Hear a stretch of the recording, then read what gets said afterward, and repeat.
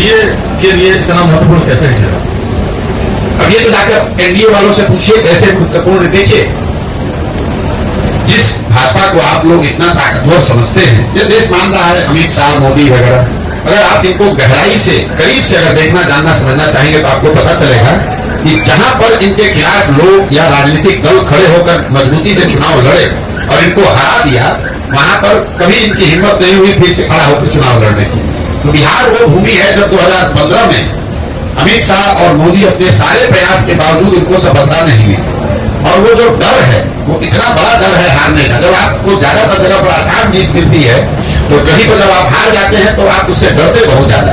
तो कहीं ना कहीं भाजपा को ये डर है, भाजपा की लीडरशिप को, कि बिहार की जो राजनीतिक मैं कहूंगा पृष्ठभूमि है, यहाँ का जो सोशल फैब्रिक है, जो यहाँ समाजवाद की जड़ें हैं, वो इतनी मजबूत हैं या इतनी गहरी हैं कि भाजपा के लिए इतना आसान नहीं है कि पूरे बिहार को अपने एक मोदी के स्लोगन पर जीत लिया जाए। ऐसा उनको लगता है। सच्चाई क्या है ये तो भगवान जाने, लेकिन ऐसा उनको लगता है। इसीलिए वो इस तरह के गठबंधन, जैसे नीतीश कुमार के लिए अभी कुछ महीना पहले आकर यही अमित शाह ने मंच से खड़े होकर कहा कि बिहार की जनता, एक आदमी सुन लीजिए, चुनाव या चुनाव से पहले या बाद किसी भी हालत में नीतीश कुमार को वापस नहीं लिया जाएगा।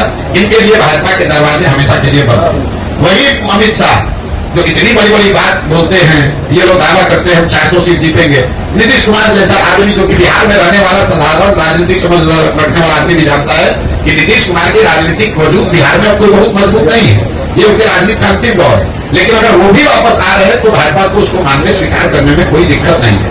तो ये इसकी वजह यह है कि बिहार की राजनीतिक भूमि को भाजपा इतना आसान मानती नहीं। चाहे वो चिराग हो, उपेंद्र कुशवाहा हो, मांझी हो, नीतीश हो, चाहते हैं कि जितने लोगों को साथ में रखे ताकि ये खतरा ना हो कि कहीं 40 में 2-5 सीट का नुकसान हो जाए। और दूसरा, ये बिहार के लोगों का दुर्भाग्य रहा है कि ये 40 सीट जो है, इसके लालच ने बिहार को बर्बाद कर दिया।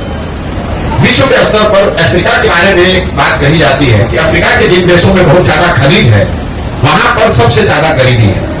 उसको मिनरल कर्ज कहा जाता है, क्योंकि वहां इतना खनिज है कि उसी को लूटने के लिए, उससे कमाने के लिए दुनिया भर के लोग जाकर वहां लूटपाट मचाते हैं। उसी तरह बिहार की हालत है। बिहार से 40 सांसद जीत कर जाता रहे, उसके लिए राष्ट्रीय दल, पहले कांग्रेस और अब भाजपा, ये कुछ भी करने को तैयार है। आपने देखा कांग्रेस का जब शासन था, इसी कांग्रेस ने बिहार को लालू जी के हवाले करके छोड़ दिया। उनको ऐसा नहीं कि मालूम नहीं है कि बिहार में कितना बड़ा जंगल राज लालू जी के टाइम में था। ऐसा तो नहीं मालूम है कि लालू, उनको कांग्रेस को पता नहीं था कि बिहार सबसे गरीब और पिछड़ा राज्य था। मनमोहन सिंह जी इतने बड़े कम्युनिस्ट थे, उनको ये पता नहीं था कि बिहार में कितनी परेशानी बदहाली है। इसके बावजूद उन लोगों ने लालू जी को अपने कंधे पर बैठा कर रखा, क्योंकि वो चाहते थे कि बिहार से 20, 25, 30 सांसद जीतकर यूपीए की सरकार को मदद करते रहे। तो जो काम कांग्रेस ने लालू जी के साथ किया, वही काम आज भाजपा नीतीश के साथ कर रही है कि नीतीश को साथ में रखो, चिराग को साथ में रखो, इन लोगों की मदद से 30-35 सांसद हम लोग का जीत कर जाता रहे।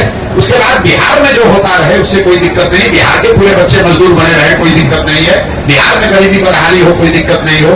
बिहार के बच्चे जब गुजरात जाए तो उसको बिहारी कहकर उसका मजाक उड़ाए, गाली दे, लेकिन बिहार से 35-40 सांसद हम लोग का जीत कर जाता रहे। ये जो सोच है, ये जो लालच है, यही इन चीजों को कराता है।